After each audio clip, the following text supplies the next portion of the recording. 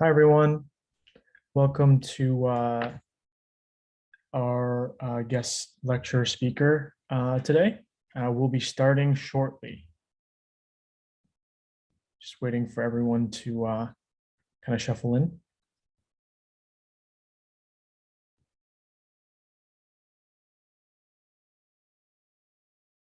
Hi. Hi, how are you? Good, good. Nice to see you. Nice to see you too.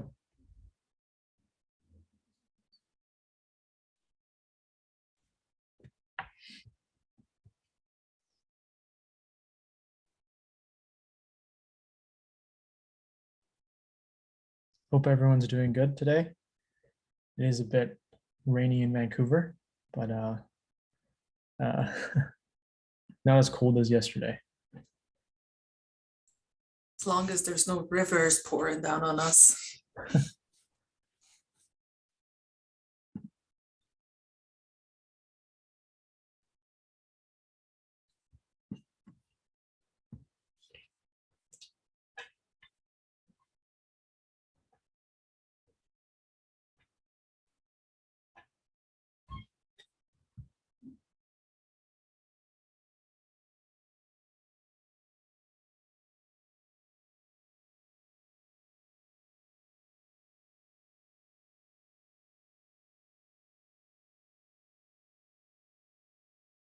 So we're gonna begin in around a minute. I'm gonna give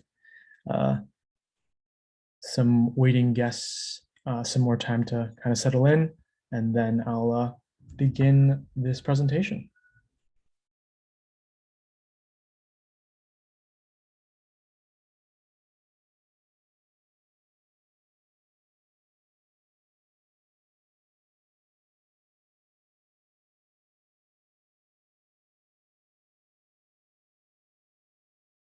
Okay, let's get started. So welcome everyone to today's guest lecture. First off, I'm gonna kick things off by introducing the DASH cluster. So and then I'll first actually introduce myself and then introduce the DASH cluster, and then subsequently I'll introduce our speaker today, give a little bit of a background, and she'll be giving a presentation. After that, during the presentation, please feel free to ask any questions in chat. I'll keep a tab on all the questions, and then after the presentation, we'll have a Q&A in which those questions will then be asked to our speaker. Okay, so first off, thank you so much for coming. And this event is hosted by the UBC Data Science and Health cluster, led by Dr. Anita Palupu and Teresa Tang. UBC's Data Science and Health cluster is working to harmonize health data access in BC. DASH envisions the development of a harmonized data ecosystem that can accommodate multimodal and multidimensional data. Their members are applying data science to health research to improve diagnosis, treatment, and prevention of diseases. Next, I'll talk a little bit about our speaker today. Our speaker is Dr. Roxana Daneshjou. She's a clinical scholar in the Department of Dermatology at Stanford University. She received her undergrad degree at Rice University in Bioengineering, where she was recognized as a Goldwater Scholar for her research. She completed her MD PhD at Stanford, where she worked in the lab of Dr. Russ Altman. And during this time, she was Howard Hughes Medical Institute Medical Scholar and a Paul and Daisy Soros Fellowship for the New Americans Fellow. She completed dermatology residency at Stanford in the research track and now practices dermatology as a clinical scholar in Stanford's Department of Dermatology, while also conducting artificial intelligence research with Dr. James Zhao as a postdoc in the Biomedical Data Science. So without further ado, I'll stop sharing my screen, and thank you so much for presenting. I'll give the floor to Dr. Daneshjou.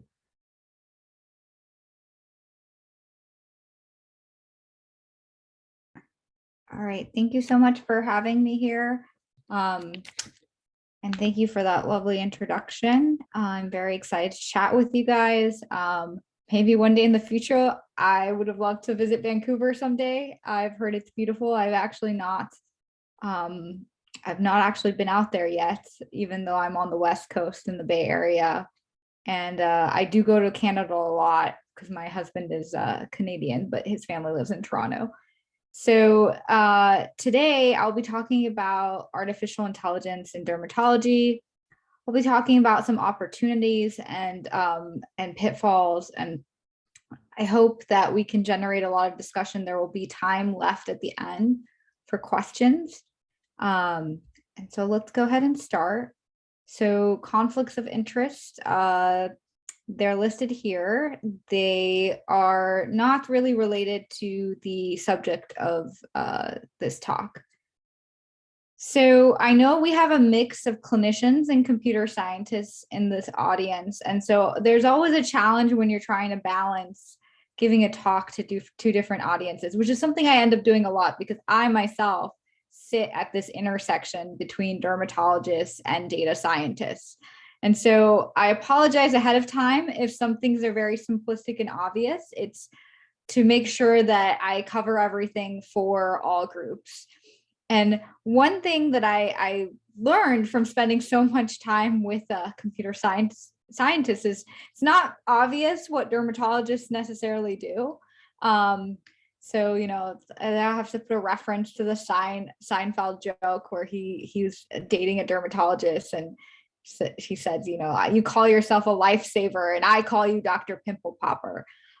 So we do a whole range of activities. We see patients in person and also virtually through teledermatology. That has really picked up steam since the pandemic started.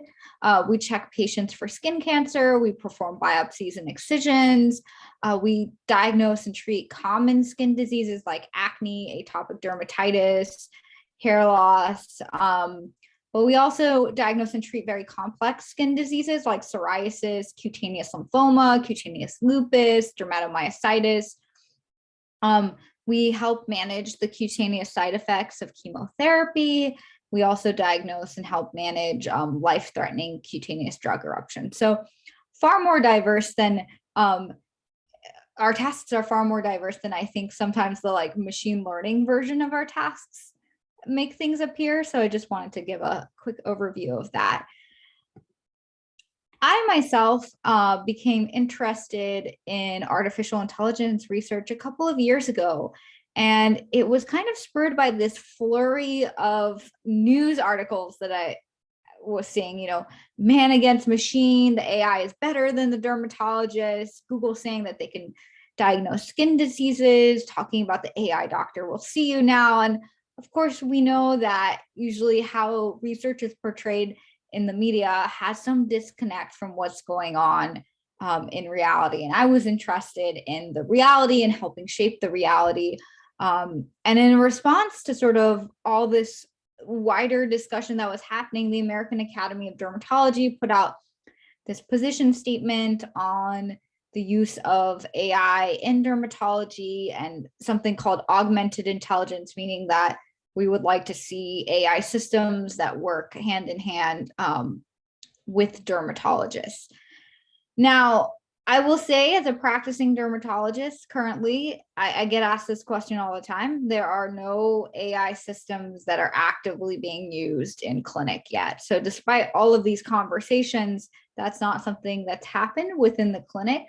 Outside of the clinic, there are plenty of people who have developed sort of direct to consumer applications. Most of them are available outside the United States since the FDA hasn't approved them. We'll talk about a little bit more about the FDA later in the talk. So broad overview of things we're going to talk about today. So I'm going to talk about some of the positives, some of the, you know, hopeful things that I see for applying AI and dermatology. I'll talk about True Image, which was a machine learning tool we actually developed here at Stanford to try to help improve teledermatology workflows by detecting poor quality clinical photos.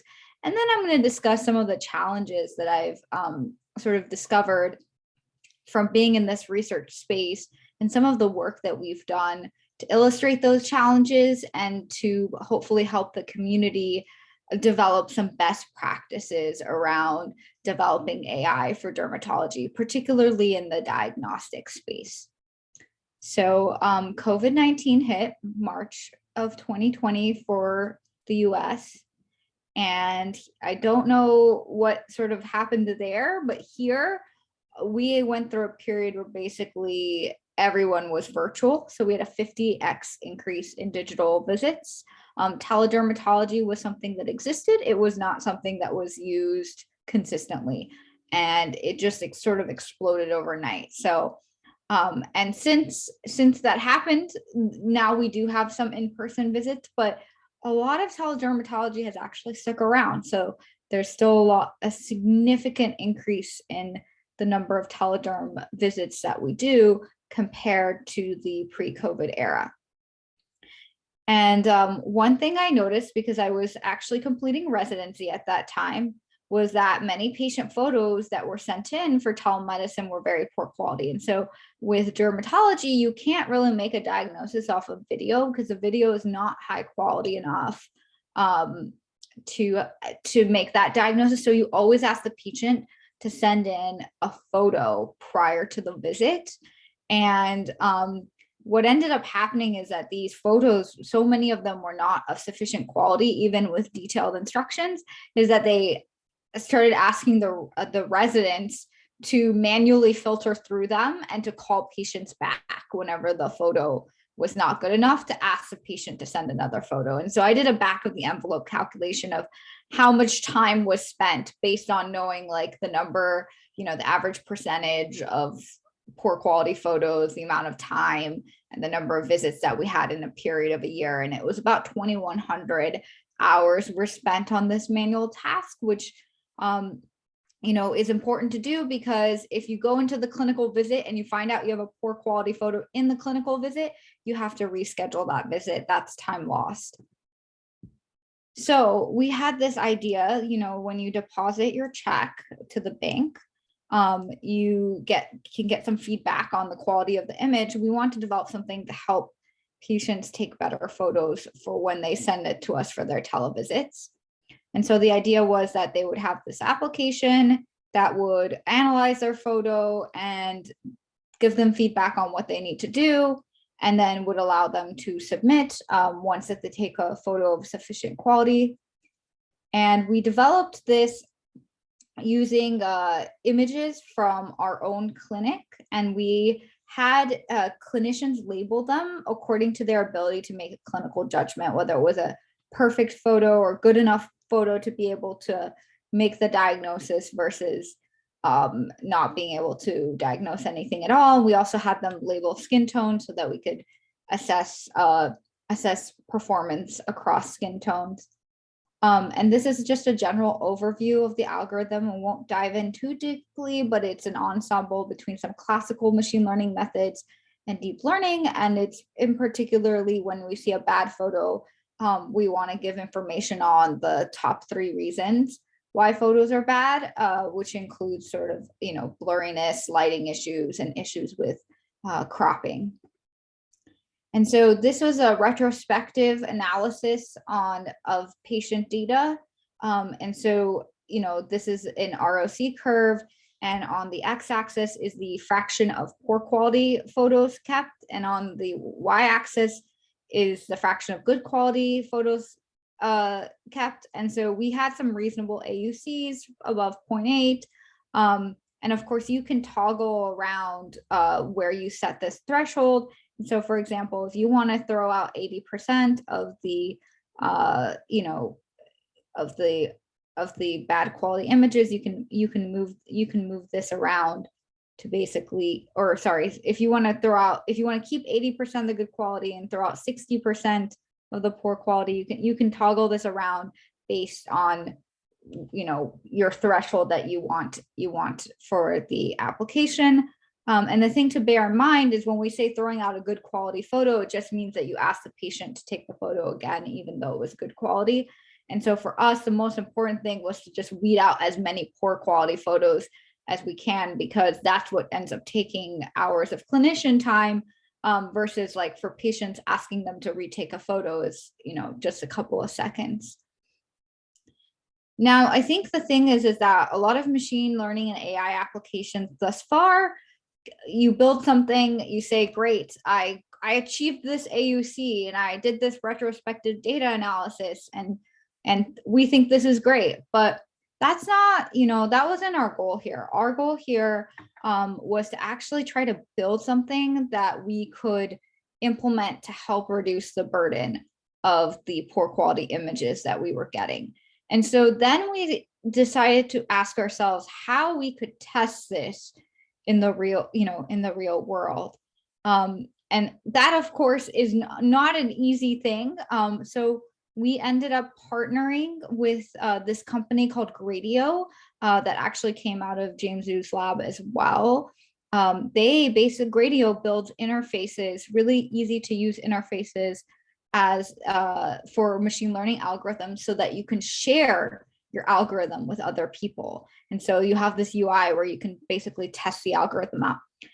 But they hadn't developed it for secure patient data. And so we actually worked together to build something where we would launch the Gradio server on a HIPAA compliant, the Gradio interface on HIPAA compliant servers, and use HIPAA compliant AWS or Google Cloud services to create this link. And now the users can access this interface on their cell phone that would allow them to to test the algorithm. And so we built this very simple UI for testing, and you can see this here. And so a patient could take this image and within seconds get the feedback that the algorithm gives. And so this would allow us to do this testing in the hands of real humans, which, at least in the AI world, things behave differently once you put it into the real world, usually compared to retrospective data due to data set distribution or unexpected things and how people use the algorithm. So that's what we did. And we did this pilot study. We gave real patients access to TrueImage, and we asked them to take photos of their lesions as they would at home. So we actually did this in clinic. So it wasn't a perfect mimic of what would happen, because they actually take the photos at home. And then we assess whether image quality improves with the use of TrueImage. And this was completed in several different clinic locations within Stanford Dermatology. And so we had 75 patients, and 29 out of 75 initially, the first photo that they took was a poor quality photo. And by the way, they can review that photo before they send it in. So it was a photo that, it wasn't just like the first photo that they took, because they were allowed to retake the photos before they even submitted it to the algorithm. It was 29 out of 75 took a photo, looked at it, said, no, I think this is a good enough photo to send in, and then sent it in, through the algorithm. Patients on average ended up having to take about 2 photos, extra time spent per image, about 40 seconds.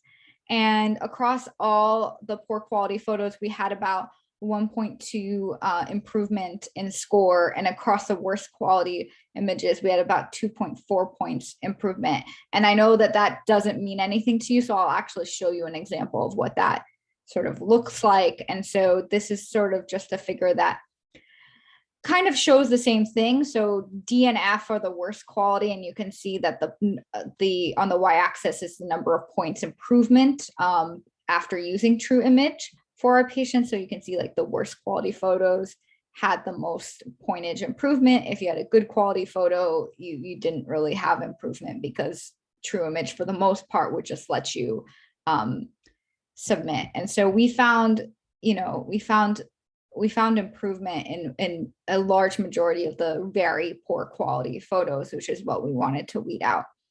And so just to give you an idea of what improvement looks like, so I will say this is not actual patient images because of HIPAA, but this is pretty close to accurate of what these images look like. So on the left, you get this image and you can't really tell, is that what's going on? Is that just a benign mole? Is it a bug bite? I don't know. It's like way too blurry. And then on the right, you have the kind of image that TrueImage allows to be sent through after the patient was asked to retake the photo. So now, after completing that trial, we have been collecting additional data because we're always working on making the algorithm work even better. And we are actually working with our teams here at the electronic medical record system to do a test implementation within the electronic medical record system, because as of now, they are still manually going through every photo to assess quality. And so we're going to give them sort of a decision support tool to help them with that process, with the ultimate goal of integrating this to the patient-facing side, because that's how our trial was designed. But in order to get to that point, we sort of have to show conceptually that this works in numerous different settings. So this was a fun project because we actually were able to take it from algorithm development to really like putting it in people's hands and seeing how things work, and now are actually working on how do we actually do further real world deployment to change systems for the better. So that kind of wraps up that story. It's sort of shows how we can utilize AI tools to make systems better. Now I'm going to shift gears a little bit and talk about some of the challenges that I've seen, particularly focusing in dermatology. So I think one of the major challenges is creating fair and generalizable algorithms for clinical diagnosis and triage. You may have noticed with the last story that we focused on image quality. You know, if that image quality algorithm messes up, for the most part, there's not going to be a source of patient harm. Like there might be patient time wasted, there may be clinician time wasted, but the algorithm is not making a diagnosis. And diagnostic tasks are something that researchers are working on, something companies are working on. And I think we just have to be very thoughtful about how we do these things because of the consequences. And so in dermatology in particular, I think it's very important whenever you're working on a artificial intelligence research project to really understand the domain that you're focused on. Part of the problem in dermatology is the actual bias that exists in the clinical practice of dermatology. And Dr. Jenna Lester recently gave a TED Talk on why skin disease is often misdiagnosed in dark skin tones. And so when you're talking about building AI tools and systems, you're doing it off of data. And if there's an issue, if the data that you're starting with already comes in with a bias, this is like a first order problem. Like the practice of dermatology has issues around fairness. There was a paper that was recently published in the Journal of the American Academy of Dermatology that looked at the main dermatology textbooks used in the Western world and found that basically dark skin tones were significantly underrepresented. There are additional studies that show that residents in the United States completing dermatology residency, a good portion of them feel that they did not get adequate training in diagnosing skin disease in dark skin tones. So that's sort of like the baseline bias that we're dealing with. And so because of that, Dr. Ade Adamson had penned this perspective piece a couple years back. It was one of the first perspective pieces in dermatology, at least, saying, hey, I have a concern that we could be building biased AI algorithms in dermatology because there's already this existing bias in diagnosing skin disease in dark skin tones. And more recently, Google made this announcement about releasing an algorithm directly to consumer, and that algorithm had been trained and tested on on a smaller number of dark skin tones compared to white skin tones. And so when we're thinking about bias in algorithmic development, I just want to say, to start off and say, like, there can be bias at every stage. So there can be bias in the problem selection, for example. And actually, we have a paper under review right now that talks about this. It actually looked at the kinds of problems that are selected in dermatology.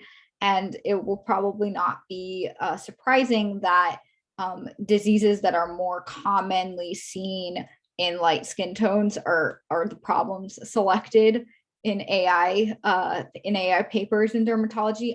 There can be issues around data collection. So the data is not representative. That's probably one of the biggest problems that we have in dermatology. And then of course, outcome definitions. So, there's all sorts of things. So one example I think of outcome definitions, for example, is, let's say even if you collected a very diverse data set, one issue that you may have is because of existing healthcare disparities and access to care, which is a huge problem in the United States, where we have such a fragmented healthcare system. Patients with skin of color actually get diagnosed with skin cancer at later stages, so that data set wouldn't really represent catching early skin cancer diagnosis. And so there would be a bias there, even if you had a diverse data set. And then of course, biases in algorithm development, and then post-deployment monitoring. So all this to say that, and this diagram is from an excellent paper by Irene Chen that I recommend everybody read it, particularly if you're working in AI and healthcare, in order to understand all the different ways that bias can leak into these algorithms. For the remainder of this talk, because I feel like if we were to go through each of these things, it could last forever. I'm focusing on data, on the data side, but I wanted to acknowledge that this is not just a data issue. It's at all, it's an issue at every stage of algorithmic development. And again, so this is just an overview for those who maybe don't work in the algorithm development space. When you're building, let's say, a deep learning model, you may collect some retrospective data in order to design a model, and you train that model on some portion of the data, and you test it on another portion, and that test data may come from the same location, or it may come from multiple other locations. And then after you do that, you may deploy your model and collect some prospective data. And so these models are incredibly dependent on their data. And so if you feed in biased data, it's not going to magically, learn how not to deal with that. If you put bias in, you're going to end up getting a model that has biases out. And so I just wanted to go over some examples of what that looks like in dermatology data sets. So one issue is noisy labels. We'll dive into these a little bit deeper, lack of representation. And then there are also technical issues around photography and skin tone labeling. This is not a comprehensive list of all things that can cause biases in dermatology data sets. It's like a very short list, but just some of the things that we've done research around. And so, for example, recently we published, and actually this should say JAMA Dermatology 2021, not 2020, but all the years are blurring together these days with the pandemic. It feels like we're forever in 2020, but we published this paper where we wanted to look at the data sets used in dermatology AI papers and have an understanding of what that data looks like. And this paper was actually inspired by an excellent paper by Dr. Timnit Gebru called Data Sheets for Data Sets, in which she talks about the importance of understanding how data sets are collected, labeled, what biases might exist in them, in order to understand what kinds of biases might end up in algorithms. And I will mention that she did have this amazing NeurIPS tutorial on fairness yesterday, and I believe that video will be up afterwards. So I highly recommend checking that out if this is an area of interest. And so what we did is we looked at PubMed and we looked at research papers at the intersection of deep learning and dermatology, artificial intelligence and dermatology. And we found 70 papers that met the criteria. So this is not, these findings were interesting, but they were not surprising. We found that most AI data sets in dermatology are siloed. What that means is that they are not shared, they're not publicly available. And so in this diagram, every single round, every circle represents a data set. The red ones are in private, the aquamarine ones are public, and every square represents a research paper associated with it. And so as you can see, most of the data sets are private, not shared. And the other interesting thing that I will say from this is that you see that public data sets actually spur research because there are many papers that can be generated from them. And we'll say that the data set labeled number 1 is the International Skin Imaging Collaboration data set, which is a high quality benchmark of dermoscopic images that has spurred a lot of research. So we found that data sets in dermatology have noisy labels. So we found that sorry, it just went forward. So we found that a number of studies that looked at cutaneous malignancies lack biopsy proven labels. And so what does this mean? So there are these algorithms that people are developing saying that I'm going to be able to use this algorithm to look at a photo of your skin to detect whether or not you have skin cancer. But the way that I'm labeling that this image is an image of a skin cancer is I'm actually asking a consensus panel of dermatologists to label it as skin cancer. I actually don't have the label from the biopsy proven histopathological diagnosis. Why is this a problem? Well, for example, when it comes to diagnosing melanoma, a dermatologist will biopsy, papers say different numbers, but about 7 to 8 lesions of suspected melanoma before they discover a true melanoma. And so when you're using labels that are based off of a little bit of more subjective humans looking at the images and not even having like clinical history, that's a noisier label than actually having the pathology diagnosis. And in fact, the majority of the images used for Google's Dermacyst to label things as skin cancer or not were actually consensus panel labeled, not labeled by biopsy proof. We also found that these algorithms are likely not representative. We found that 14 out of 70 studies, only 14 out of 70 studies included at least one data set with ethnicity descriptors, and only 7 out of 70 studies included at least one data set with skin tone descriptors. So are the data sets diverse? I have no idea, because I only have information on 7 out of 70 where they give any information about skin tone just in at least one data set. And most of these data sets are not publicly available. So there's honestly no way of knowing. And I will say that out of the 7 that did have the information, most of them either underrepresented or did not even have dark skin tones in the data set. So there are a lot of sort of technical issues too that we worry about. So, one, we're seeing that, all right, we probably don't have even good skin tone representation in the data sets, but even if we did, there are some other things that we just need to be aware of.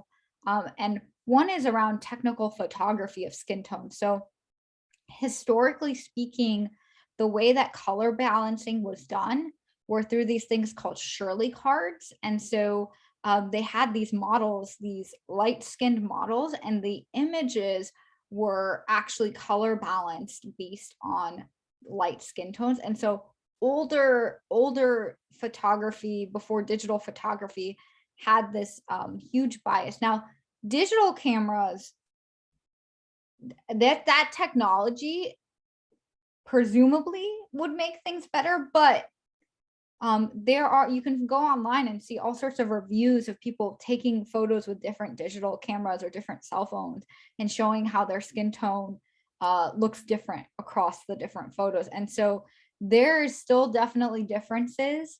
I haven't found a research paper that has quantified this yet. If anyone has seen it, feel free to send it to me. And then, of course, there's some discordance between real life and the color that's captured by images.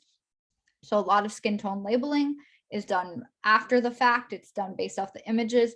And we know that depending on the lighting, it may not actually be representative. So that's just like an issue to be aware of.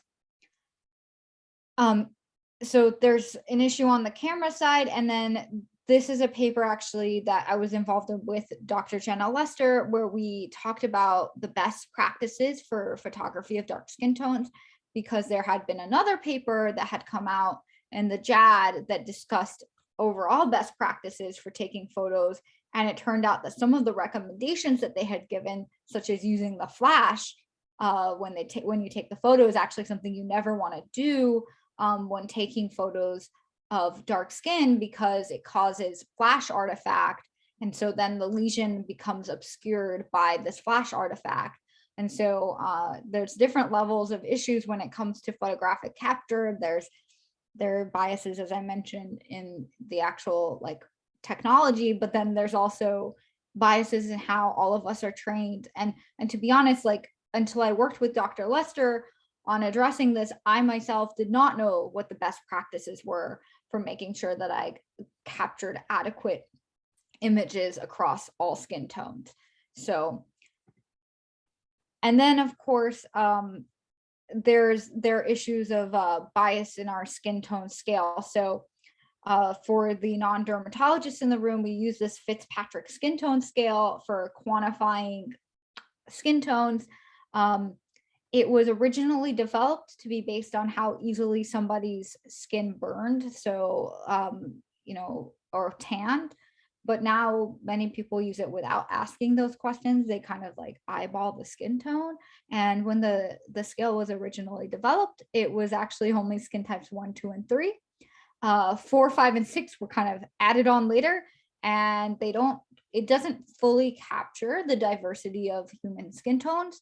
And I think that's an issue. So there's been a lot of discussion around replacing this scale using alternative scales that have been developed, such as the Taylor hyperpigmentation scale. But this is a scale that gets most often used in research papers. It's a scale that most often gets used clinically. So I guess the next question is sort of based off of that. Is there any guidance for developing AI in dermatology? So this is sort of hot off the press, just came out December 1st as a consensus statement from the International Skin Imaging Collaboration, which I'm a part of. After doing sort of this body of research and realizing that a lot of AI papers in dermatology were not reporting out important information on the data sets and the algorithms, we sort of put together, a checklist of considerations for when you're putting it together an algorithm development paper. And of course, there are guidelines now around clinical trials, but this is sort of before you go to the clinical trial, when you're publishing that first, research paper on your algorithm, what are some of the things that are important for us to know about the kinds of data that you use, about the kinds of techniques that you use during development, about the kinds of technical assessments that you did initially, and about what kinds of tasks you were sort of building this algorithm around. And so if you're interested in that, I'd recommend checking out the paper. We tried to sort of lay this out as dermatology domain experts, but also, with expertise in AI development. And so we hope that it serves as a resource to the community to understand some of the issues that are dermatology specific for developing algorithms in derm. So this is also sort of a US centric thing. I'm not familiar with regulations in Canada, but I I do think it is something that's very interesting. It's like, how will the regulatory bodies play a role in all this? Will they protect us from biased algorithms? As I mentioned earlier, a lot of the direct-to-consumer applications have gotten CE mark in Europe and are available in Europe. And in fact, Google's announcement that they were going to release a direct-to-consumer AI algorithm that tells you what skin disease you might have, that in their announcement, they said they're going to announce it in Europe because they knew that the claims they were making around diagnosis made the FDA believe that that's a medical device. And so they would have to get FDA approval to release it in the US. So they're releasing it in Europe. And so I was involved in this project with two amazing grad students in the lab, Eric and Kevin Wu, where we did sort of an audit of FDA approved medical AI. And so I will say that as of the writing of this paper, there are no FDA approved medical AI devices in dermatology, but they are in other domains of medicine. Some of them may be your domains of medicine. We looked at 130 devices. 54 of them were high risk. When I say high risk, I mean that if the algorithm messes up, that could result in patient death or significant injury. Lower risk applications are ones where if the algorithm screws up, you have time or a way to protect against that. Only 37 out of 130 reported that they tested their algorithm at multiple clinical sites. And actually, I believe that none of the high risk algorithms reported out that they were tested at multiple sites. And there were very few prospective studies. Most of the research was basically retrospective. And I apologize, I may have misspoke. I think there were no prospective studies among the high risk, no multiple sites. So what does it mean to train at multiple sites? Why is that important? And so one thing we did is we modeled this with pneumothorax prediction models using publicly available data. And so what we found is that if you train the data on one site and test it on that same site, that best performance comes from the same site. This is probably not surprising to anyone because there are distribution shifts between the sites. But the question is how much of a distribution shift is there?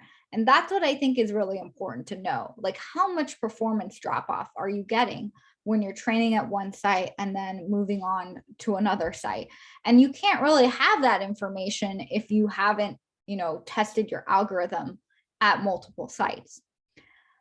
Furthermore, that differential performance may or may not be worse across protected classes. So you may miss that. Like, for example, that performance may degrade more within certain racial groups or within sex or age groups. And that's a problem because that means that your bias might be higher within certain groups and your performance may degrade faster. And I think that was one of the conclusions from this paper. One of our recommendations was that it's really important to get information before you give regulatory approval about how performance is across multiple sites and how performance is across different subgroups or protected classes across multiple sites. So I'll leave you with just some final lessons that sort of glean from doing this work. Data transparency is really important. I know we work in medicine. I know we have to protect patient, private information, but I think we can still be as transparent as possible, even if we can't share the data directly about where the data is coming from and who's represented in that data. Dataset labeling is a difficult task. We need to label things as cleanly as possible. Of course, what is the gold standard for labeling? That could be a whole discussion in and of itself. It can get pretty complicated. We want data sets to be representative as best we can. We want to make sure that we are not perpetuating healthcare disparities, that we are not leaving out certain groups. And then I think, my recommendation is always, if you're working on these systems, make sure that you're working with domain experts, because, for example, as someone in dermatology, I know some of the technical issues around photography. I don't know the technical issues around radiology. And so if I were to ever work on something, in radiology, building something for that, I would want to have someone who's a radiologist who understands what that is. Whenever possible, pull from multiple sites, and it may not be always obvious when your data is out of distribution. So that's why we talk about doing extensive clinical testing before releasing things into the wild or releasing things directly to consumers. And then I just wanted to give a very short sneak peek on some work that we are working on right now on building some adjudicated biopsy-proven data sets of clinical images across multiple diseases and skin tones. As I mentioned in my talk, most of the data sets in dermatology lack diverse skin tones. And so we're building this small but very well characterized benchmark data set that has representation across all skin tones, and then also has matching across skin characteristics of skin tone 1 and 2 and 5 and 6. So they're matched by age, gender, diagnostic category, year that the photograph was taken, so that you could do head-to-head comparisons. And it's no surprise here, we found that previously state-of-the-art algorithms that we tested on this data set not only had a degradation in their receiver operator curve area under the curve performance overall, but also that there was differential performance when we compared performance on light skin tones versus dark skin tones. This is not surprising, but it is concerning. It's not surprising because many of these training data sets are only on light skin tones, but it is disturbing because these algorithms claim state-of-the-art performance, and while they're not released into the public yet, there are people who are working on public algorithms that they plan on implementing, which have the same exact pitfalls as what we see in the algorithms that were evaluable here. And so that's one of the important uses of diverse data. And we'll be talking a little bit more about this data set at the NeurIPS Nightingale Open Science Workshop next week. So sort of leaving you with sort of a call to action, more data sharing of adjudicated high quality data across diverse skin tones. If you're involved in dermatology, whatever your domain is, think about how you can make your data set more represented. For dermatology, again, testing of algorithms across diverse skin tones and in diverse settings, and then more research into biases that can affect real world algorithm performance. This is sort of, these are dermatology centric, but you could take all of these and apply them to all domains of medicine. The whole idea of making sure that we build algorithms that are fair, that treat different groups fairly, and don't perpetuate disparities. So I just want to give a thank you to this is the True Image team that we worked with. We were funded by Stanford Catalyst. I'm very grateful to their funding for allowing us to be able to take this algorithm basically from bites to bedside. And also I'd like to acknowledge Dr. Jenna Lester and Dr. Veronica Rottenberg, who are mentors and collaborators on a lot of the work that was discussed today. So that is actually the end of my talk. So I'm happy to take questions at this point. I'm gonna stop sharing if that's okay. So I can. Thank you so much for your presentation. It was wonderful, Doctor. So if anyone has any questions, please feel free to put it in chat. If not, I'm not sure if you can unmute. Okay, we actually have a question here from Kumar. What are some reliable skin tone descriptors aside from the Fitzpatrick scale used in clinical practice? So the problem is that, at least in our clinical practice, it's mostly Fitzpatrick. Susan Taylor developed this Taylor hyperpigmentation scale, which looks at how easily skin hyperpigments. I have not seen that. It's not in our clinical notes, and I have to be honest, like I haven't seen it used as much as a clinical descriptor. So even in our data set, like when you saw me talk about our new data set, you'll notice we still used Fitzpatrick, because basically we need to develop a new scale, but then we also need to, train people how to use that new scale. And people right now, so many people use this older scale, which is not, it's not the best scale, that's still what gets used in industry and, in clinical algorithm development. Okay, next question from Anonymous. You mentioned the importance of multi-site data sets for AI. In your experience, how easy or challenging is it to conduct a multi-site study in the US in terms of operational ethical approvals and in actual delivering the study?